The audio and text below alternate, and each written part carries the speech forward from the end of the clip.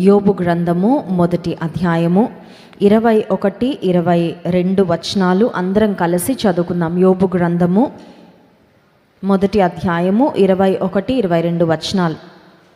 నేను నా తల్లి గర్భములో నుండి దిగంబరినై వచ్చి తిని దిగంబరినై అక్కడికి తిరిగి వెళ్ళదను.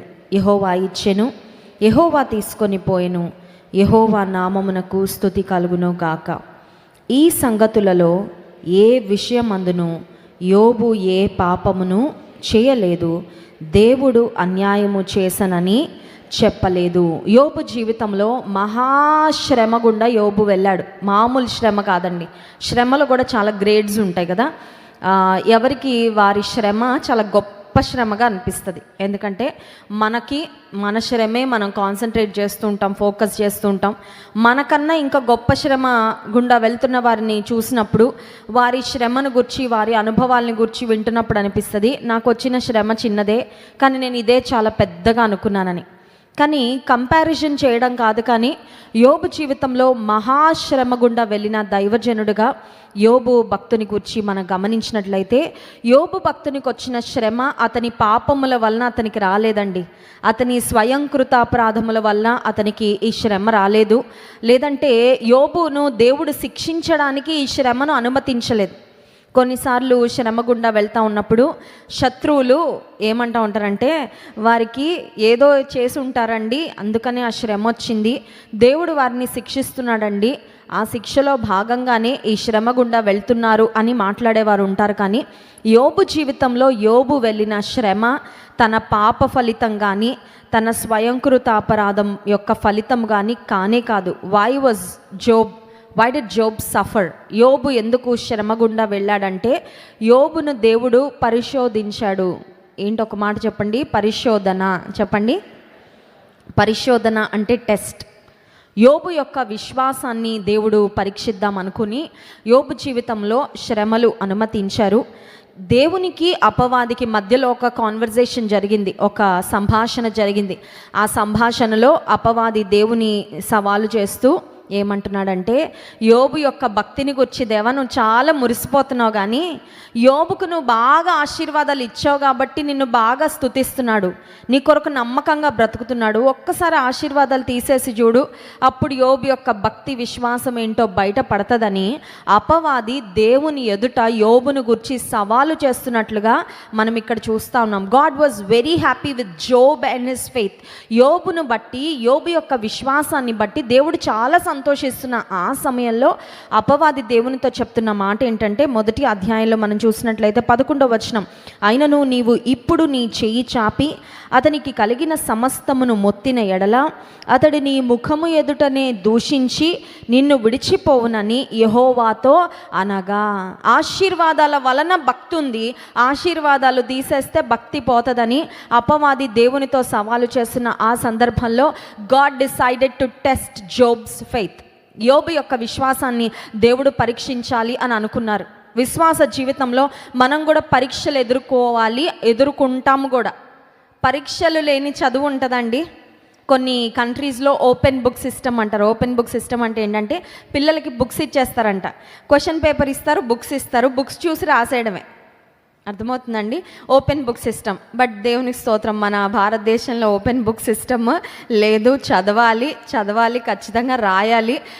ఎవరు కష్టపడ్డారో వాళ్ళకి ఫలితం వస్తుంది, వాళ్ళు మంచి రిజల్ట్ పొందుకుంటారు, పాస్ అవుతారు, ప్రమోట్ అవుతారు, నెక్స్ట్ గ్రేడ్కి వెళ్తారు, లేదంటే స్కూల్ స్టడీస్ ముగించుకొని కాలేజ్ స్టడీస్కు వెళ్తూ ఉంటారు.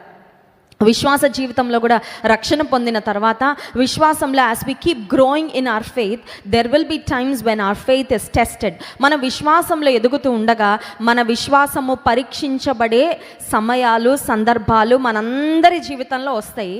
కానీ ఇప్పుడు 10th క్లాస్లో, 9th క్లాస్లో, 8th క్లాస్లో మనందరం చదువుకున్నాం. అందరికీ ఒకటే క్వశ్చన్ పేపర్ ఉంటుంది, అవునా కదా? అందరికీ ఒకటే క్వశ్చన్ పేపర్ ఉంటుంది.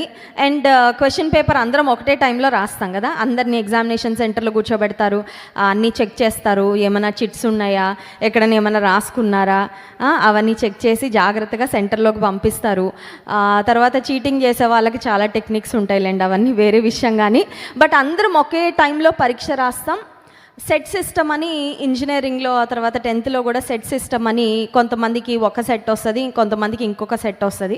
అట్లా సెట్ సిస్టమ్ అని ఉంది. కానీ అప్పుడు కూడా ఒక సగం మందికి ఒక సెట్ ఆఫ్ క్వశ్చన్స్ వస్తే, ఇంకొక సగం మందికి ఇంకొక సెట్ ఆఫ్ క్వశ్చన్స్ వస్తాయి. చిన్న క్లాసెస్లో ఉన్న వాళ్ళందరికీ ఒకటే క్వశ్చన్ పేపర్ మన భౌతికపరమైన ఎడ్యుకేషన్లో. కానీ ఆత్మీయ జీవితంలో మన విశ్వాసానికి వచ్చే పరీక్షలు అందరికీ ఒకే టైంలో, ఒకే విధంగా, ఒకటే పరిస్థితులలో రావు.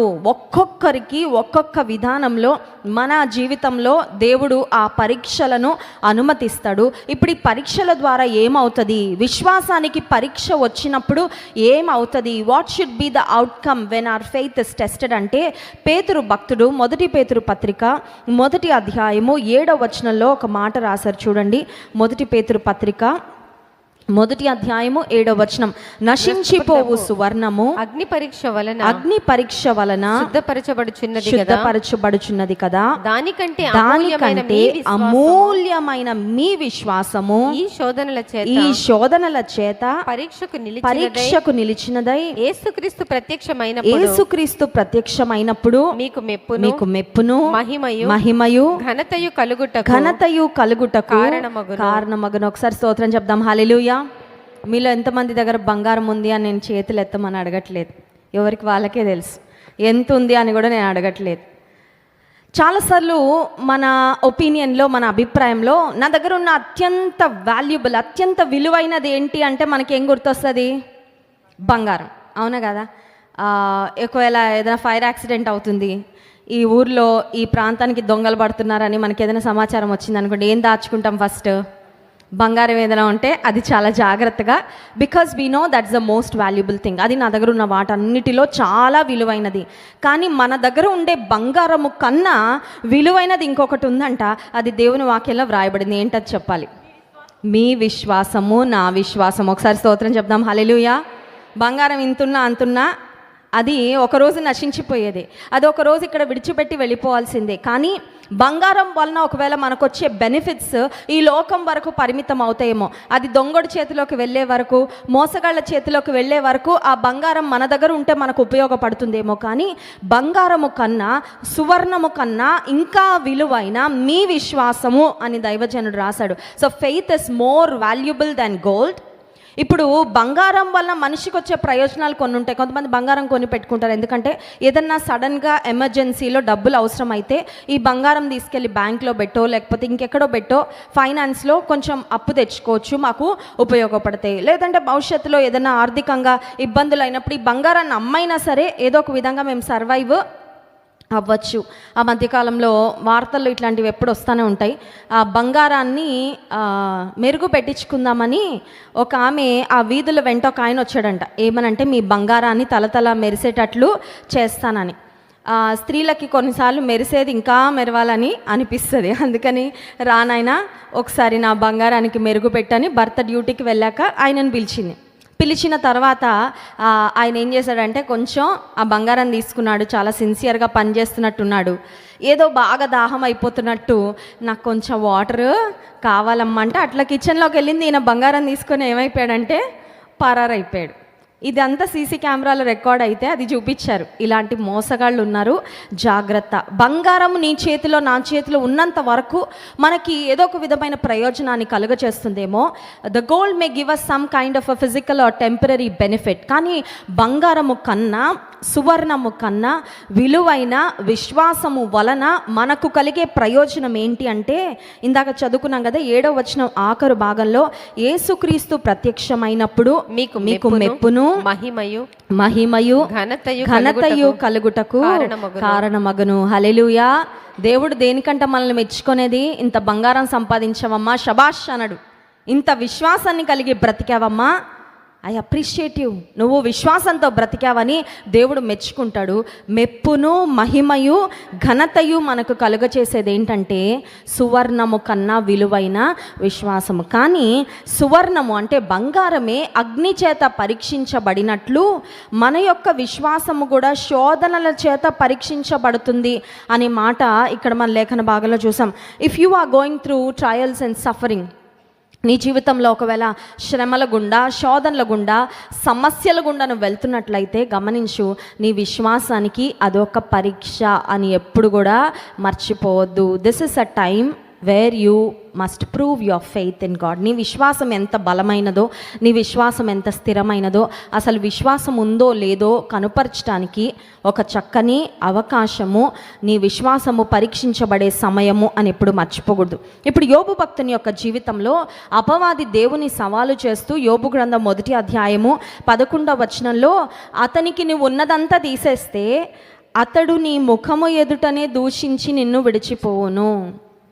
ఆశీర్వాదాలు అన్నీ కలుగుతూ ఉన్నప్పుడు, మనం కోరుకున్న మంచి రిజల్ట్ వచ్చినప్పుడు, బిడ్డలకు మంచి ఉద్యోగాలు వస్తున్నప్పుడు, ఆర్థిక స్థితిగతులు బాగున్నప్పుడు, కుటుంబంలో ఎవ్వరికి ఏ ఆరోగ్య సమస్య లేనప్పుడు, యేసయ్య గొప్పవాడండి, యేసయ్య మంచివాడండి, యేసయ్య మేలు చేసే దేవుడండి అని చెప్పడం చాలా సులభం. ఎందుకంటే మన పరిస్థితులు దానికి అనుకూలంగా ఉన్నాయి కాబట్టి, మన కళ్ళ ముందు అంత బాగుంది కాబట్టి, God is great, God is merciful, God is good, God is faithful, God is loving, దేవుని గురించి ఆయనలో ఉన్న విశేషమైన గుణగణాలన్నీ ఎత్తి ఆయనను స్తుతించడం చాలా ఈజీ అవుతుందండి. కానీ ఇక్కడ అపవాది దేవునితో చెప్తున్న మాట ఏంటంటే, నిన్ను ఇప్పటి వరకు స్తుతిస్తున్నాడు అనుకుంటున్నావు కదా దేవా యోబు, నువ్వు ఒక్కసారి ఆయనకున్న ఆశీర్వాదాలు తీసేసి చూడు, అతడు నిన్ను దూషిస్తాడు. కష్టం రాగానే మొట్టమొదటిగా మనలో ఉన్న అసహనం బయటకు ఎట్లా వస్తుందంటే నోటి ద్వారానే బయటకు వస్తుంది, అవునా కదా? ఒక కష్టం రాగానే ఒకవేళ కంటి నిండా కళ్ళనీళ్ళ ద్వారా లోపలున్న బాధ బయటకు రావచ్చు.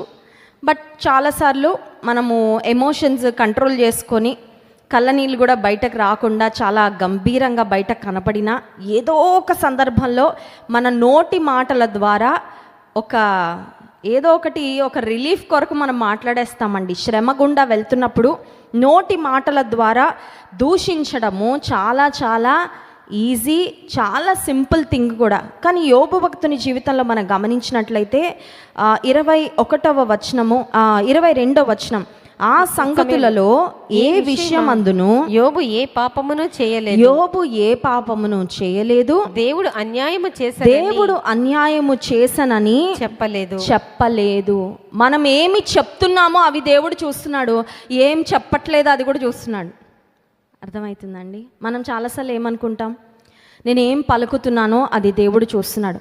ఏవి నీ నోటి దాకా వచ్చినా నువ్వు ఆపుతున్నావో నా దేవునికి ఇష్టం లేదు.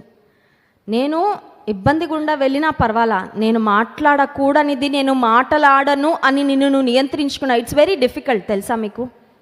దేవునికి ఇష్టం లేని మాటలు, దేవునికి ఇష్టం లేని ఆలోచనలు మన నోటి గుండా చాలా ఈజీగా బయటకు వచ్చేస్తూ ఉంటాయండి. అలాంటప్పుడు నియంత్రించుకోవడం చాలా లోపల మన దేహం ఏమంటూ ఉంటుంది, మాట్లాడి ఏమవుతుంది, నీకు రిలీఫ్ అయిపోతుంది కదా. నీకు లోపల చాలా కోపం ఉంటే నువ్వు తిట్టేయి, నువ్వు అరిచేయి, లేకపోతే నువ్వు నిందించేయి, నువ్వు దూషించేయి, నీ మనసులోకి ఏమొస్తే అది పలికేయి, దెన్ యూ ఫీల్ బెటర్, నీకు కొంచెం ఉపశమనం కలుగుతుంది కదా అని మన లోపల నుంచి ఒక ఫోర్స్ వస్తూ ఉంటుందండి. దేవుడు మనం ఏం చెప్తున్నారో గమనిస్తున్నారు, ఏమి చెప్పకూడదో అది చెప్పకుండా ఉండడం కూడా దేవుడు గమనించి దాని గూర్చి కూడా ఆయన ప్రతిఫలం ఇచ్చే దేవుడు. ఒక్కసారి స్తోత్రం చెప్దామండి. అంటే అర్థమవుతుందా? దేవుడు మన జీవితంలో ప్రతి చిన్నది పట్టించుకుంటున్నాడని మనం చాలా సంతోషిస్తాం కదా. మన నోటి నుండి వచ్చే మాటలు పట్టించుకుంటున్నాడు, మన నోటిని ఎంత బాగా నియంత్రించుకుంటున్నామో కూడా అది కూడా పట్టించుకుంటున్నాడు. ఎందుకంటే నోటి మాటలను నియంత్రించుకోవడం అంత సులభము, భక్తికి విశ్వాసానికి నోటిని నియంత్రించుకోవడం ఒక గొప్ప తార్కాణం అండి. నిజంగా ఒక వ్యక్తి విశ్వాసి అని ఎలా చెప్పగలరు తెలుసా? వాళ్ళ నోటిని ఎంత బాగా కాచుకుంటారో దాన్ని బట్టే వారి విశ్వాసం బయలుపడుతుంది. ఇది నా మాట కాదు. యాకోబు పత్రిక 3వ అధ్యాయము 2వ వచనంలో యాకోబు అనే దైవజనుడు యేసుక్రీస్తు ప్రభువారి యొక్క సొంత సహోదరుడుగా ఉన్న యాకోబు భక్తుడు చెప్తున్న మాట చూడండి. యాకోబు పత్రిక 3వ అధ్యాయము 2వ వచనం, అనేక విషయములలో మనమందరము తప్పిపోచున్నాం. ఎవడైనను మాట యందు తప్పని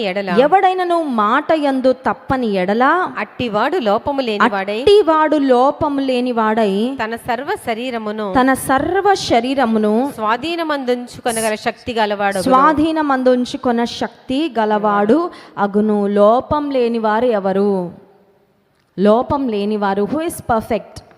లోపం లేని వారిగా ఉండాలని ఆశించే వారిలో ఖచ్చితంగా ఉండవలసిన ఒక అనుభవం ఏంటంటే నోటి మాటల యందు తప్పిపోకుండా ఉండే అనుభవము. నోటి మాటల యందు తప్పిపోకుండా ఉండే అనుభవం. యోబు భక్తుడు దేవుని గూర్చి పలకకూడని మాట ఒక్కటి కూడా పలకలేదంట. చూడండి, తన జీవితంలో from everything his life came to nothing. సమృద్ధి నుంచి ఖాళీ అయిపోయిన జీవితం వరకు యోబు జీవితంలో అనుభవాలన్నీ చూశాడు యోబు. ఒక్కసారిగా ఇంట్లో ఉన్నవన్నీ ఖాళీ అయిపోయాయి. తన చుట్టూ ఉన్నవారన్నీ చూస్తూ ఉన్నారు. ఈ ప్రాంతంలో మిక్కిలి ధనవంతుడుగా ఉన్న యోబు ఇప్పుడు మిక్కిలి బీదవాడైపోయాడు. ఏంటండి, చాలాసార్లు మనం వెళ్ళే అనుభవాల కన్నా ఎదుటివారు మన గురించి మాట్లాడుకొని మాటల గురించి మనకు ఎక్కువ పట్టింపు ఉంటుంది. అవునా కదా? వాళ్ళు ఏమనుకుంటారో, వాళ్ళు ఏం చెప్పుకుంటారో, వాళ్ళు నా గురించి ఏమీ we are more concerned about people's opinions rather than our own experiences కదా. మనం వెళ్ళే పరిస్థితుల కన్నా ఎక్కువగా మనల్ని ఏది బాధిస్తూ ఉంటుందంటే వాళ్ళు ఏం చెప్పుకుంటారోనండి, వాళ్ళు ఏం మాట్లాడుకుంటారో అండి, వాళ్ళు నా గురించి ఇలా పలికారండి, అలా పలికారండి.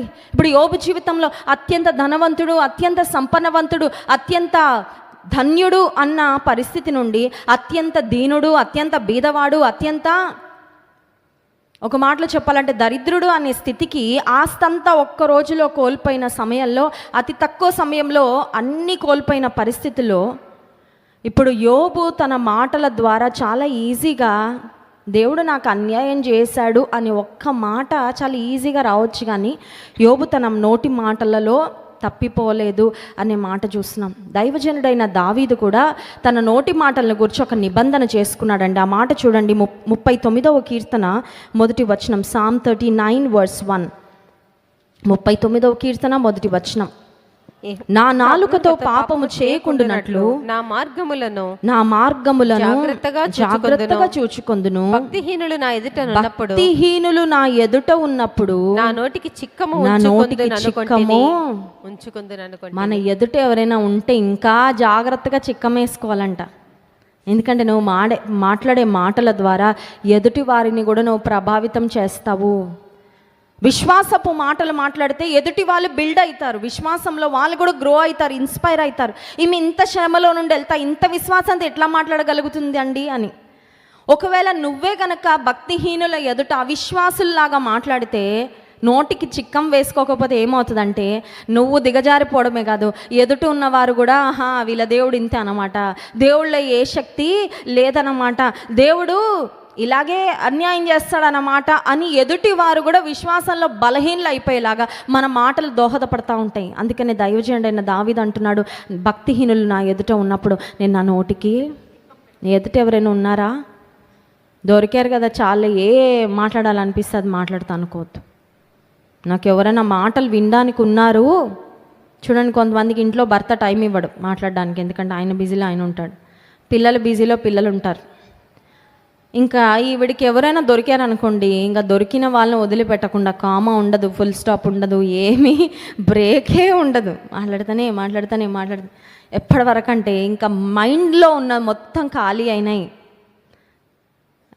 న్యూస్ రీడర్స్ ఉంటారు చూడండి, న్యూస్ రిపోర్టర్స్, ఆ రోజు వార్తలు అన్నీ చదవాలి, అది వాళ్ళ జాబ్. చదవకపోతే వాళ్ళకి జీతము. కొంతమంది అంతే, ఫ్యామిలీ మ్యాటర్లు, చర్చ్ మ్యాటర్లు, సేవకుల మ్యాటర్లు, ఇరుగు పొరుగు మ్యాటర్లు, పిల్లల మ్యాటర్లు, భర్త మ్యాటర్లు, ఆల్ మ్యాటర్స్ అన్నీ కవర్ చేసేసాక ఇంకా దాహం వేస్తూ ఉంటుంది, ఇంకా ఎనర్జీ అంతా అయిపోయాక అప్పుడు రిలాక్స్ అవుతారు. అప్పటిదాకా వాళ్ళకి ఇంకా ఎవరైనా మన ఎదుట ఉంటే చాలాసార్లు మనకి మాట్లాడడం చాలా సరదా అనిపిస్తుంది. మన ఒపీనియన్స్ మనకి ఏమనిపించినాయి, మనకేం తెలిసినాయి, దానికి సగము యాడ్ చేసి సగం సబ్ట్రాక్ట్ చేసి మనకు ఆ ఎదుటి వారి మీద ఉన్న ఒపీనియన్ బట్టి వాళ్ళంటే మనకి ఇష్టం ఉంటే, ఎవరి నుంచి ఏమైనా వింటే అందులో నెగిటివ్ ఉంటే అది తీసేసి ఎంతవరకు చెప్పాలో చెప్తాం. ఎవరైనా మనకి ఇష్టం లేదనుకోండి, వాళ్ళు ఎప్పుడైనా మళ్ళీ బాధ పెట్టారనుకోండి, ఉన్న మ్యాటర్ ఇంత అయితే దానికి మళ్ళీ అనుకుంటా అలా అన్నారు, ఎవరో అనుండ్రు ఈవిడే అంటుంటుంది. కానీ మళ్ళీ ఈవిడ మీద రాకుండా ఎవరో అన్నారు, ఎవరో చెప్పుకున్నారు, ఎవరో పలికారు, ఎవరో అని ఎదుట భక్తిహీనులు ఉన్నప్పుడు, దేవుని బిడ్డలు ఉన్నా కూడా నోటికి చాలాసార్లు మనం చిక్కం వేసుకోము, తప్పిపోతూ ఉంటాం. దైవజనుడైన యోబు గొప్ప మాదిరి అండి. చాలాసార్లు మనం అనుకుంటాం యోబు ఏ విషయంలో మనకు మాదిరి అంటే శ్రమలను సహించుటలో, శ్రమలలో దేవుని కొరకు నమ్మకంగా బ్రతుకుటలో మాదిరి. అఫ్ కోర్స్, ఎస్, అన్డౌటెడ్లీ, ఖచ్చితంగా శ్రమలలో దేవుని కొరకు నమ్మకంగా జీవించడంలో యోబు మనకి మాదిరే. కానీ ఇంకొకటి కూడా ఆయన మాదిరికరంగా ఉన్నాడు. అదేంటంటే శ్రమలలో నోటిని చాలా జాగ్రత్తగా కాచుకున్నాడండి. నోటికి చిక్కం వేసుకున్నాడు. భక్తిహీనుల ఎదుట కానీ, తన స్నేహితుల ఎదుట కానీ, సొంత భార్య ఎదుట కూడా ఒక్క నోటి మాట స్లిప్ అవ్వాల. మనం బయట స్లిప్ అవ్వకపోయినా ఎవరి దగ్గర మాటలు వదులుతామండి? భర్తకు తెలుసు, భార్యకు తెలుసు, పిల్లలకి. ఏంటి మమ్మీ ఇట్లా మాట్లాడుతున్నావు, ఏంటి డాడీ ఇట్లా మాట్లాడుతున్నావు అని మన పిల్లలు కొన్నిసార్లు అభ్యంతర పడతారేమో మన మాటల వలన. ఎందుకంటే ఫ్యామిలీ దగ్గరకు వచ్చేసరికి మనం ఇంకా కంట్రోల్ చేసుకోం కదా, ఫ్యామిలీ దగ్గర మనం ఫ్రీగా ఉంటాం. కానీ యోబు భార్య ఎదుట కూడా ఆయన నోటి మాటలలో తప్పు చేయలేదు. 19వ కీర్తన 14వ వచనంలో కూడా దైవజనుడైన దావీదు ఒక మాట అంటున్నాడు చూడండి. 19వ కీర్తన 14వ వచనం, యెహోవా నా ఆశ్రయ దుర్గమా, నా విమోచకుడా, నా నోటి మాటలను, నా హృదయ ధ్యానమును నీ దృష్టికి అంగీకారములు అగునుగాక. ఒకసారి స్తోత్రం చెప్దామండి. హల్లెలూయా. Where was David's focus? దేవా, నాకు యుద్ధాలలో జయం ఇవ్వయ్యా, నా శత్రువుల యొక్క తలలు నరికేలాగా నాకు సామర్థ్యం ఇవ్వయ్యా, నాకు ఆరోగ్యం ఇవ్వయ్యా, నాకు ఆయుష్ ఇవ్వయ్యా. That was not David's focus. దావీదు యొక్క దృష్టి ఎక్కడుందంటే, దావీదు యొక్క ప్రార్థన ఏంటంటే, దావీదు దేవునితో చేసే కాన్వర్జేషన్, సంభాషణలో ఏమడుగుతున్నాడంటే, నా నోటి మాటలు, నా హృదయ ధ్యానం. నా హృదయ ధ్యానం ఎవరికి కనబడదు దేవా, కానీ నా హృదయ ధ్యానము కూడా నీకు అంగీకారయోగ్యముగా ఉండును గాక. హల్లెలూయా. ఎంత మంచి ప్రార్థన అండి, ఎంత అద్భుతమైన ప్రార్థన. నేను అనుకుంటాను ప్రతి విశ్వాస ప్రతిదినం చేయాలి ఈ ప్రార్థన. ప్రతిదినం ఏంటా ప్రార్థన? నా నోటి మాటలు, నా హృదయ ధ్యానము నీ దృష్టికి అంగీకారములు. Let the words of my mouth and the meditation of my heart be acceptable in your sight. నేను మాట్లాడే మాటలకు ఒకవేళ తోటి వారి స్నేహితులు కరెక్ట్గా మాట్లాడావు నాయన. చూడండి, కొంతమంది ఉంటారు అన్నిటికీ తలుపుతూ ఉంటారు. చూసారండి వాళ్ళకి ఆ ఎదుటి వ్యక్తి వల్ల ప్రయోజనం ఉందనుకోండి, వాళ్ళు ఏం చెప్పినా సూపర్ మాట్లాడారండి, ఎంత బాగా చెప్పారండి, అసలు మీరు కరెక్ట్ చెప్పారండి, ఇలాగే అనాలండి, ఇలాగే అండి అని ఎదుటివారు ఏం చెప్పినా కొంతమంది అక్కడ పక్కన స్టాంప్ పట్టుకొని స్టాంప్ వేస్తూ ఉంటారు. అప్రూవ్డ్ అని. మనుషుల అప్రూవల్ పొందే మాటలు కాదు మనం మాట్లాడాల్సింది. నా నోటి మాటలు, నా హృదయ ధ్యానము నీ దృష్టికి అంగీకారములు అగునుగాక. ఆమేన్. యోబు భక్తుడు మొట్టమొదటిగా మనం చూసినట్లయితే జీవితంలో అన్నీ కోల్పోయాక కూడా దేవుని తన నోటి మాటలతో కూడా ఎక్కడా దూషించలేదు. దేవుని విషయంలో ఎక్కడ ఆయన పొరపాటుగా మాట్లాడలేదు. రెండవదిగా మనం చూసినట్లయితే యోబు ఏం చేశాడంటే, యోబు గ్రంథం 1వ అధ్యాయం 21వ వచనం, నేను నా తల్లి గర్భములో నుండి దిగంబరినై వచ్చి తిని దిగంబరినై అక్కడికి తిరిగి వెళ్ళెదను. యెహోవా ఇచ్చెను, యెహోవా తీసుకొని పోయెను, యెహోవా నామమునకు స్తుతి కలుగును. శ్రమ రాగానే 3 రకాలైన స్పందనలు ఉంటాయి. 3 kinds of responses to suffering. మొట్టమొదటిగా దేవుడు అన్యాయం చేశాడండి, దేవుడు మర్చిపోయాడండి, దేవుడు మమ్మల్ని చూడట్లేదండి, దేవుడే ఉంటే ఈ పరిస్థితి ఎందుకు వస్తుందండి అని మాట్లాడే కోవకు చెందినవారు ఫస్ట్ కేటగిరీ. సెకండ్ కేటగిరీ ఏంటంటే పెయిన్ వల్ల నంబ్ అయిపోతారండి. అంటే నొప్పి వస్తూ ఉన్నప్పుడు మనకి కొన్ని పెయిన్ మెడికేషన్స్ ఇస్తారు, నొప్పి తగ్గించే మాత్రలు అంటారు కదా, పెయిన్ మెడికేషన్స్. సో ఆపరేషన్ అయిన వారికి, సర్జరీ అయిన వారికి ఆ భాగంలో ఎక్కడైతే ఆపరేషన్ సర్జరీ అయిందో అక్కడ నొప్పి తెలియకుండా నంబ్ అయిపోతుంది, అంటే స్పర్శ ఉండదు.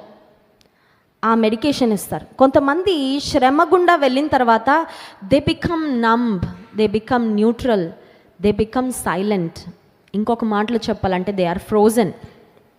ఫ్రిడ్జ్లో ఐస్ గడ్డకట్టుకుపోతుంది కదా, అది బయట పెట్టినా కాసేపటిదాకి అట్లనే ఉంటుంది, ఫ్రీజ్ అయిపోయి.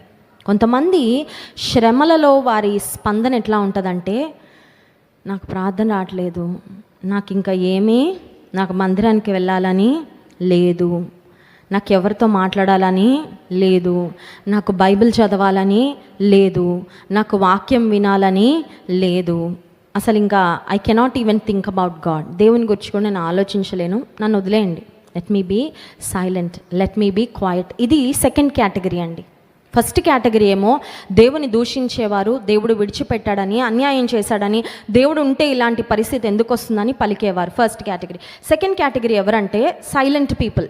వాళ్ళు ఇంకేం మాట్లాడరు, ప్రార్థన అన్నా, దేవుని సన్నిధన, వాక్యం అన్నా జస్ట్ సైలెంట్ అయిపోతారు, ఒక న్యూట్రల్ స్టేట్లోకి వెళ్ళిపోతారు. కానీ యోబు ఈ రెండు స్థితులను దాటి అధిగమించి థర్డ్ కేటగిరీలో ఉన్నాడంటే. ఏంటి ఆ థర్డ్ కేటగిరీ అంటే, ఆయనే వ్యక్తిగతంగా లాస్ ఎక్స్పీరియన్స్ చేశాడు, ఆస్తంతా కోల్పోయాడు, బిడ్డలను కోల్పోయాడు, దేహంలో ఆరోగ్యం కూడా కోల్పోయాడు. కానీ ఇప్పుడు అంటున్నాడు, యెహోవా ఇచ్చెను, యెహోవా తీసుకొని పోయాను, యెహోవా నామమునకు స్తుతి కలుగును.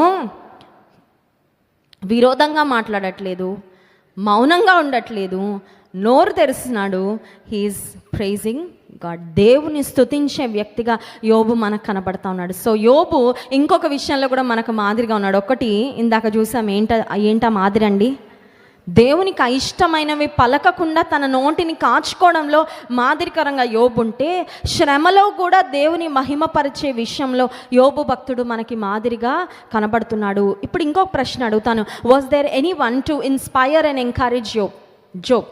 యోబును వెనక ఉండి, పర్లేదులే నాయన, బాధపడకు, పర్లేదులే యోబు, పరిస్థితులు మెరుగవుతాయి అని ఎవరైనా బలపరచడానికి, ప్రోత్సహించడానికి, ధైర్యం చెప్పడానికి ఉన్నారా? ఎవ్వరు లేరండి. ఇన్ఫ్యాక్ట్ ఎలీఫజు, బిల్దదు, జోఫర్ అని యోబు యొక్క ముగ్గురు స్నేహితులు వచ్చారు. వాళ్ళు ఆదరిద్దామని వచ్చారు, కానీ వాళ్ళు ఇంకా బాధ పెట్టి వెళ్ళారు. They caused more pain to Job rather than comfort. ఆదరిద్దాం అనుకొని వచ్చారు, కానీ వారు ఆదరించలేకపోయారు అని చూస్తున్నాం. భార్య కూడా యోబుని అంటది, దేవుని దూషించి మరణం కాయ, ఇంకా నువ్వు విశ్వాసమును వదలకుందువా అని యోబు భార్య పలుకుతుంది. యోబుని వెనక ఉండి పుష్ చేసి, ధైర్యపరిచి, వెన్ను తట్టి, ఇట్స్ ఓకే, పరిస్థితులు మెరుగవుతాయి, మంచి రోజులు వస్తాయి అని చెప్పేవారు ఎవ్వరూ లేరు. కానీ యోబు యొక్క విశ్వాసం ఎంత గొప్ప విశ్వాసం అంటే, పరీక్షలలో, అగ్ని పరీక్షలలో యోబు యొక్క విశ్వాసము రుజువు చేయబడిన విశ్వాసము. హల్లెలూయా. ఈ రెండు వచనాల నుండి I want to say 3 things. 3 అంశాలు నేను త్వరగా చెప్పి ముగిస్తాను. ఈ 2 వచనాలు, యోబు గ్రంథం 1వ అధ్యాయం 21, 22 వచనాలు మనం చదివాం కదా. ఆ 2 వచనాల నుండి యోబు జీవితంలో ఒక 3 ప్రాముఖ్యమైన విషయాలు మనం నేర్చుకోవచ్చు. మొట్టమొదటిది ఏంటంటే, Job was not too attached to his physical possessions or his children. యోబు తన ఆస్తికి కానీ, తన పిల్లలకు కానీ బాగా ఇంకా నాకు ఇదే జీవితం అన్న స్థాయికి తన పరిస్థితులు వెళ్ళలేదండి. ఒకవేళ అదే స్థాయికి వెళ్ళిపోయి ఉంటే, ఆస్తి లేని బ్రతుకు నాకెందుకు అనుకునేవాడు, అవునా కదా? పిల్లలు లేని జీవితం నాకెందుకు అనుకొని ఆత్మహత్య ఆలోచనలో, లేకపోతే ఆత్మహత్య ప్రయత్నాల్లో చేసి ఉండేవాడు. సో యోబు జీవితంలో ఈ 2 వచనాల నుండి, ఆయన శ్రమలో స్పందించిన విధానం నుండి మనం నేర్చుకునే మొట్టమొదటి అంశం ఏంటంటే, he was not too attached to his children or to his physical possessions. ఆస్తిపాస్తులకు కానీ, పిల్లలకు కానీ ఎక్కువగా అటాచ్ అయ్యలేడు. ఎవరికి ఎక్కువ అటాచ్ అయినాడంటే, దేవునికి ఎక్కువ అటాచ్ అయినాడు. హల్లెలూయా. అందుకనే ఇవి ఏం దూరమైనా దేవునికి ఇంకా దగ్గర అయిపోతున్నాడండి. యెహోవా నామమునకే స్తుతి కలుగును గాక. రెండవదిగా మనం చూసినట్లయితే, యోబు జీవితంలో ఒకటి తెలుసుకున్నాడు. ఈ లోకంలో అన్ని బంధాల కన్నా శాశ్వతమైన బంధం ఏంటంటే, దేవునితో నాకుండే బంధమే. భార్య అయినా, పిల్లలైనా, తల్లిదండ్రులైనా, తోబుట్టువులైనా, స్నేహితులైనా, అన్ని బంధాలకి ఒక స్టార్ట్ డేట్ ఉంటుంది, ఒక ఎండ్ డేట్ ఉంటుంది. ఉంటుందా, ఉండదా? అన్ని బంధాలకు ఉంటుందండి. That is a hard fact of life. జీవితంలో ఒక వాస్తవం, అది తెలుసుకోవాలి, అది అర్థం చేసుకోవాలి. ఈ లోకంలో అన్ని బంధాలకి ఒక ముగింపు వచ్చే రోజు ఒకటి ఉంటుంది. కేవలం దేవునితో మనకున్న బంధం ఒక్కటే శాశ్వతమైన బంధము, నిత్యము నిలిచే బంధము. అది యోబు తెలుసుకున్నాడు. అందుకే అంటున్నాడు 21వ వచనంలో, నేను నా తల్లి గర్భములో నుండి దిగంబరినై వచ్చి తిని, దిగంబరినై అక్కడకు తిరిగి వెళ్ళేదను. తల్లి గర్భం నుంచి నేను ఏం తీసుకురాలేదు వచ్చేటప్పుడు. వెళ్ళిపోయేటప్పుడు కూడా ఏమీ తీసుకొని వెళ్ళను, కేవలం దేవుడు ఒక్కడే శాశ్వతుడు అని యోబు గ్రహించాడు. అందుకే అలా స్పందించగలిగాడు. మూడవదిగా మనం చూసినట్లయితే Job did not let the emptiness of the earthly things empty his heart. ఒక్కసారిగా ఇంట్లో ఉన్న ఎంతమంది పిల్లలండి? 10 మంది, 7 కుమారులు, 3 ఇంట్లో ఒక్క బాబు ఉంటే, ఒక్క 2 పిల్లలు ఉంటేనే వాళ్ళు స్కూల్కి వెళ్ళాక ఇల్లు ఎలా అనిపిస్తుందండి? సైలెంట్గా ఉంటుంది కదా, ప్రశాంతమైన తుఫాను. బంధువులు వస్తారు కొన్నిసార్లు, బంధువులందరు పిల్లలు చేరితే ఇంక ఇల్లు ఉంటుంది, ఇల్లు పీకి పందిరేస్తూ ఉంటారు. వాళ్ళందరూ వెళ్ళిపోయాక ఇల్లు ఎలా ఉంటుందంటే ఒక తుఫాను తర్వాత నిశ్శబ్దమైన 10 మంది పిల్లలతో యోబు యొక్క ఇల్లు కలకల్లాడిపోతూ ఉంది. అప్పటి వరకు his house was full with children. 3 ఆడపిల్లలు, 7 కుమారులు, అందంగా ఉంది ఇల్లంతా. ఒక్కసారి ఇల్లు ఖాళీ అయిపోయింది, ఒక్కసారి ఆస్తి అంతా ఖాళీ అయిపోయింది, హృదయం మాత్రం ఖాళీ అవ్వనీయలేదు యోబు. హల్లెలూయా. బయట భౌతికపరమైన విషయాలు, ఈరోజు రిజర్వ్స్ అన్నీ ఫుల్ ఉండొచ్చు, రేపు ఖాళీ అవ్వచ్చు, but do not let them effect the condition of your heart. నీ హృదయ స్థితిని, నీ హృదయంలో దేవుడిచ్చిన ఆనందము, దేవుడిచ్చిన నెమ్మది, దేవుని మీద నీకున్న విశ్వాసాన్ని ఈ భౌతికపరమైన విషయాలు కంట్రోల్ చేయనివ్వకు. హృదయాన్ని కంట్రోల్ చేయనివ్వడానికి మనం ఇవ్వాలండి, అవకాశం మనమే ఇవ్వాలి. చుట్టూ ఉన్న పరిస్థితులు కొన్నిసార్లు మన కంట్రోల్లో ఉంటాయి, కొన్నిసార్లు మన కంట్రోల్లో ఉండవు. ఉంటాయా? ఉండవా? బయట ఉన్న విషయాలు, మనకి బయట ఉన్న విషయాలను మనం నియంత్రించలేం, కానీ మన హృదయాన్ని మనం నియంత్రించుకోగలం. అవునా కదా? మనము నా హృదయంలోకి ఏం వెళ్తుంది, నా హృదయంలో నుండి ఏమొస్తుంది, నా హృదయంలో ఏ ఆలోచన వెళ్తుంది, నా హృదయంలో ఎటువంటి భావాలు పుడుతున్నాయి, నా హృదయంలో ఎటువంటి పరిస్థితులు ఉన్నాయి అనేది నీవు నేను మన హృదయ స్థితిని మనం నియంత్రించుకోగలము. యోబు జీవితాన్ని మనం చూసినట్లయితే 3వ ప్రాముఖ్యమైన అంశము, he did not let the emptiness of earthly things effect his heart. నా హృదయం అయితే నేను ఖాళీ అవ్వనివ్వను. ఆస్తి లేని జీవితం ఎందుకు అనే మాట రాలేదు, బిడ్డలు లేని బ్రతుకెందుకు అనే మాట యోబు నుండి. దేవుని కొరకు ఇంత నమ్మకంగా నిలబడ్డాను, ఈరోజు అంతా ఖాళీ అయిపోతుంటే దేవుడు ఏమనకుండా మౌనంగా ఉన్నాడే, ఇంకా నేను దేవుని కొరకు ఏం బ్రతుకుతాను అనే మాటలు కానీ అటువంటి అనుభవాలు కానీ అతనిలో కొంచెం కూడా రాలేదండి యోబు జీవితంలో.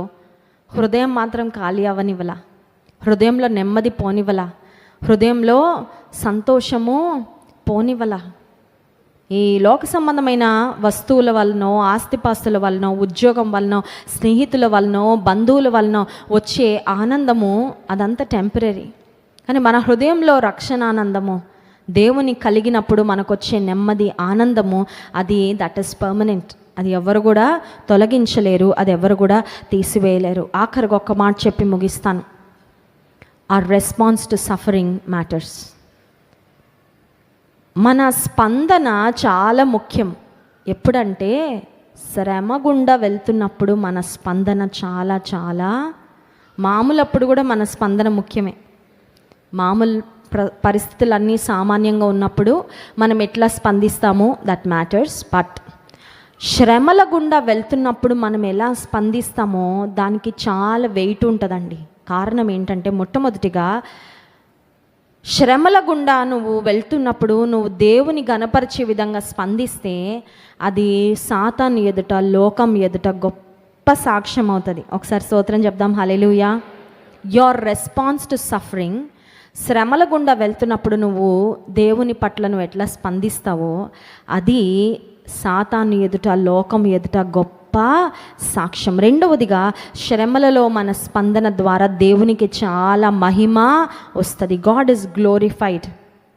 మూడవదిగా మనం చూసినట్లయితే శ్రమల గుండా వెళ్తున్నప్పుడు మన స్పందన మన లోపలేముందో దాన్ని బయటకు తెస్తుందండి. అర్థమైందండి? శ్రమల గుండా వెళ్తున్నప్పుడు మన స్పందన మన లోపల ఏముందో దాన్ని బయటకి అప్పుడు తెలుసుకోవచ్చు. ఓహో, ఇదా నా లోపల. కొన్నిసార్లు మన లోపల ఏముందో మనకి టెస్టులు, స్కానింగ్లు, ఎక్స్రేలు ఇవన్నీ ఎందుకు చేయించుకుంటామండి? లోపలేముందో తెలియదు కాబట్టి, అంతే కదా. ఏదో తేడా ఉందండి, కానీ ఏంటో తెలియట్లేదు. సంథింగ్ ఇస్ రాంగ్, నా హెల్త్ బాగాలేదు కానీ ఏంటో ప్రాబ్లం తెలియట్లేదని డాక్టర్ పెద్ద లిస్ట్ రాస్తారు కదా. ఈ ఎక్స్రేలు, ఆ స్కానింగ్లు, ఈ సిటీ స్కానింగ్లు మొత్తం తీయించుకుని అప్పుడు చెప్తామంటారు. ఆ రిపోర్ట్స్ వచ్చాక డాక్టర్స్ చూసి విశ్లేషించి చెప్తారు ఇది సమస్య, ఇది ప్రాబ్లం అని. మన లోపల ఏముందో, మన లోపల ఉన్న భక్తి, విశ్వాసము, నమ్మిక శ్రమల గుండా బయటకి వస్తుంది. ఆఖరిగా యోబు తన జీవితంలో శ్రమలలో దేవుని మహిమపరిచేటట్లుగా ప్రతిస్పందించిన కారణం చేత God gave Job double for trouble. ఒకసారి ఈ మాట చెప్పండి, డబుల్ ఫార్ ట్రబుల్ చెప్పండి. ట్రబుల్ గుండా వెళ్తున్నావా నువ్వు? Are you troubled? నీ జీవితంలో సమస్యలు గుండా వెళ్తున్నావా? ట్రబుల్కి నీకు డబుల్ ఇస్తాడు బ్లెస్సింగ్ దేవుడు, ఎప్పుడు? నమ్మకంగా జీవించినప్పుడు. హల్లెలూయా. Double for trouble. యోబు గ్రంథం ఆఖరి అధ్యాయానికి వచ్చి చూసినట్లయితే యోబు కోల్పోయినదంతా రెండంతలుగా దేవుడు ఇచ్చాడంట. ఒకవేళ ఈరోజు నువ్వు శ్రమ గుండా వెళ్తున్నావేమో, సమస్యల గుండా వెళ్తున్నావేమో, నీ జీవితంలో వేదన తప్ప, ఏడవడానికి కారణాలు తప్ప, సంతోషించడానికి ఒక్క కారణం కూడా లేదేమో, ఒకటే మాటను, దేవుని నేను స్తుతిస్తా. ఈ స్థితిలో దేవుని స్తుతిస్తా. నా పరిస్థితుల వైపు నేను చూడను, దేవుని ఘనపరుస్తానని దేవుని హృదయపూర్వకంగా స్తుతించు. దేవునికి అయిష్టమైన ఒక్క మాట కూడా రానివ్వద్దు. కంట్రోల్ చేసుకో, నిగ్రహించుకో. దేవుని మహిమపరిచే విధంగానే పలుకు, దేవుని మహిమపరిచే విధంగానే జీవించు. రెండంతల మేలు దేవుడు నీ జీవితంలో కలుగ చేస్తాడు. కళ్ళు మూసుకోండి, ప్రార్థన చేసుకుందాం. పరిశుద్ధుడా, మహోన్నతుడానికి వందనాలు. యోబు జీవితము ద్వారా ప్రభువా మీరు మాకు జ్ఞాపకం చేసిన, మమ్మల్ని ప్రోత్సహించిన అనేకమైన అంశాలను బట్టి నీకు స్తుతులు చెల్లించుకుంటున్నాము. యోబు తన నోటి మాటలలో ఎక్కడా తప్పిపోలేదని ప్రభువా మీరు మాకు చూపించారు. నిజమే ప్రభువా, శ్రమలలో నోటి మాటలతో నిందించటము, నీకు వ్యతిరేకంగా మాట్లాడడం చాలా సులభం. కానీ యోబు ఎంతో నమ్మకంగా జీవించాడయ్యా. తన నోటి మాటలను కాచుకున్నాడు, నిన్ను స్తుతించాడు. ఇక్కడున్న నీ ప్రజలు ఎంతమంది అయితే లేమి, లోటు, కొరత, కొదువలు, సమస్యలు, శ్రమలు, ఇబ్బందులు గుండా వెళ్తున్నారో ప్రభా, ఆ పరిస్థితులలో నిన్ను మహిమపరిచి, నిన్ను స్తుతించి, నిన్ను ఘనపరిచి నీవిచ్చే రెండంతల మేలు పొందుకోగలిగినట్లు నీ కృప అనుగ్రహించమని మిమ్మల్ని ఆరాధించి స్తుతించబోతుండగా ఆరాధన ఆత్మతో మమ్మల్ని నింపుమని యేసు నామంలో ప్రార్థిస్తున్నాం తండ్రి, ఆమేన్. అందరూ లేచి నిలబడి దేవుని స్తుతించి ఆరాధించుకుందాం. నేను ఎల్లప్పుడూ యెహోవాను సన్నుతించెదను, నిత్యము ఆయన కీర్తి నా నోట ఉండననే పాటను పాడి దేవునామని మహిమ.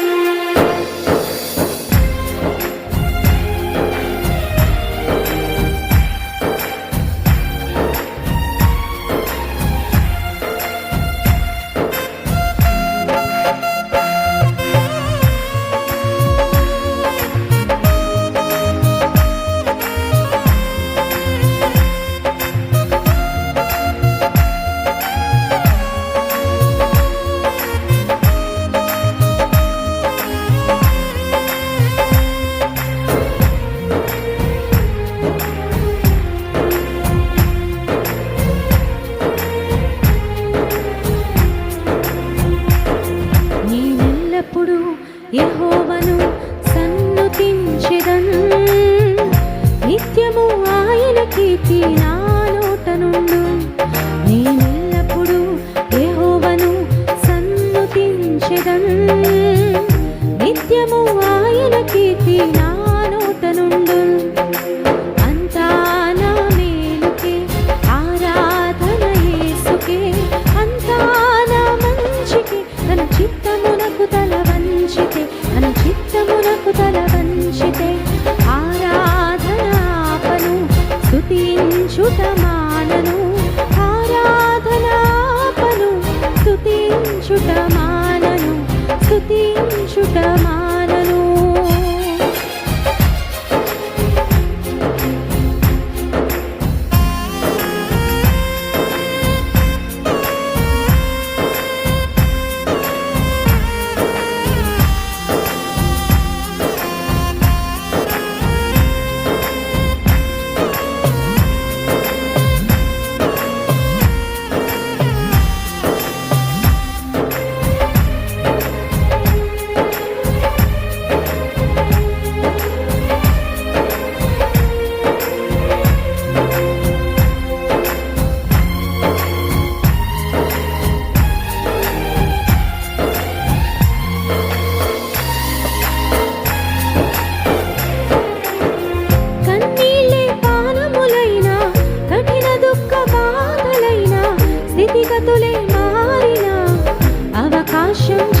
చేజారినా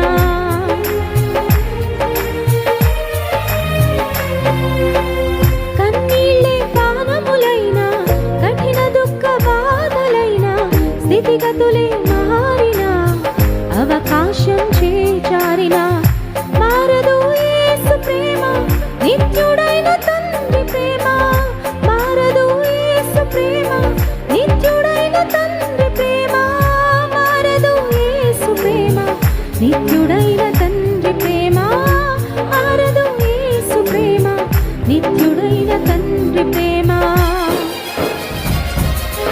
అంతా నా మేలుకే ఆరాధన యేసుకే అంతా నా మంచికే తన చిత్తమునకు తల వంచితే తన చిత్తమునకు తల వంచితే ఆరాధన ఆపను స్తుతించుట మానను ఆరాధన ఆపను స్తుతించుట మానను స్తుతించుట మానను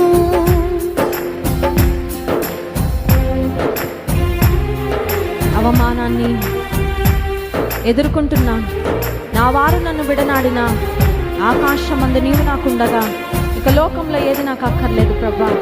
నా తల ఎత్తేవాడవు, నష్టానికి బదులుగా మేలును ఆశీర్వాదమును పంపించే దేవుడు వయ్యా, స్తోత్రం.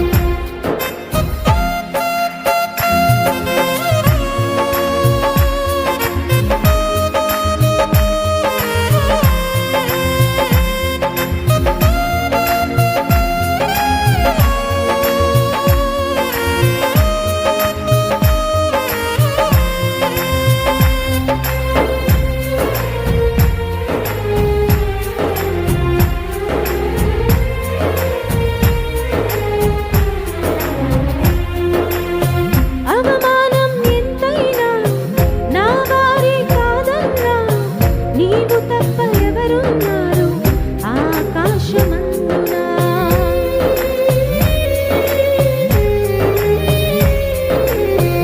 అవమానం ఎంతైనా నా వారి కాదన్నా నీవు తప్ప ఎవరున్నారు ఆకాశమందున నీవు నాకుండగా ఏదీ నాకక్కరలేదు నీవు నాకుండగా ఏదీ నాకక్కరలేదు నీవు నాకుండగా ఏదీ నాకక్కరలేదు నీవు నాకుండగా ఏదీ నాకక్కరలేదు అంతా నా మేలుకే ఆరాధన యేసుకే అంతా నా మంచికే తన చిత్తమునకు తల వంచితే తన చిత్తమునకు తల వంచితే ఆరాధన ఆపను స్తుతించుట మానను ఆరాధన ఆపను స్తుతించుట మానను స్తుతించుట మానను నేనెల్లప్పుడూ యెహోవాను సన్నుతించెదన్ నిత్యము ఆయన కీర్తి నా నోట నుండున్ నేనెల్లప్పుడూ యెహోవాను సన్నుతించెదన్ నిత్యము ఆయన కీర్తి నా నోట నుండున్ అంతా నా మేలుకే ఆరాధన యేసుకే అంతా నా మంచికే తన చిత్తమునకు తల వంచితే తన చిత్తమునకు తల వంచితే ఆరాధన ఆపను స్తుతించుట మానను ఆరాధన ఆపను స్తుతించుట మానను స్తుతించుట మానను స్తుతించుట మానను స్తుతించుట మానను.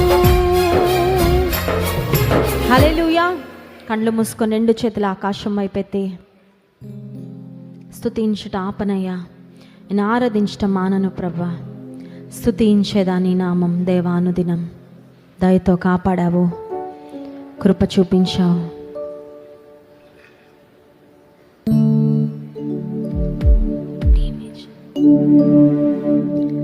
నీను నే మరువనేసు నీను నే విడువనేసు పాడదామా?